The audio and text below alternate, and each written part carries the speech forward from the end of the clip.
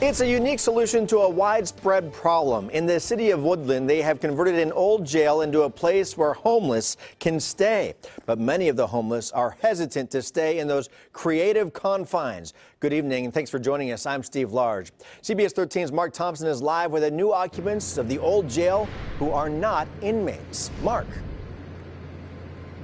Yes, Steve, this converted jail shelter opened on Thursday, and they were nearly empty the first night, but shelter officials say the tide is turning and people are slowly coming in off the streets.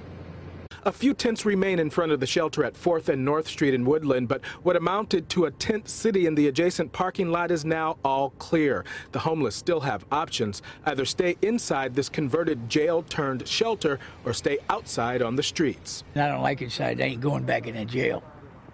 Been there before.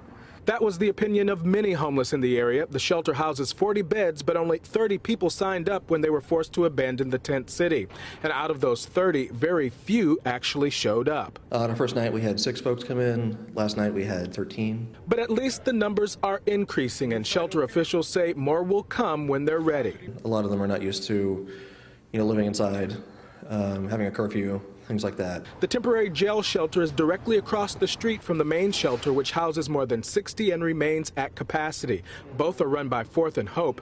Teresa Liam says she's glad to be out of the tent city, and the new shelter suits her just fine. I've been homeless and I've been in the parking lot, been under the rain, so I think this is a good place to step up and then come out of the rain or out of the streets. But others say they'll take their chances outside, at least for now. Because it's quieter and you ain't got people bothering you. You got all these people, we go inside, then you got to put up with 40 or something people.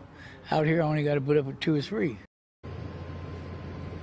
And the number of people who have stayed in the shelter has doubled each of the 2 nights that it's been open, and shelter officials say that's a positive sign, and this temporary shelter will remain open for at least 45 days. Steve, back to you. An interesting idea. Mark Thompson live in Woodland tonight. Thanks, Mark.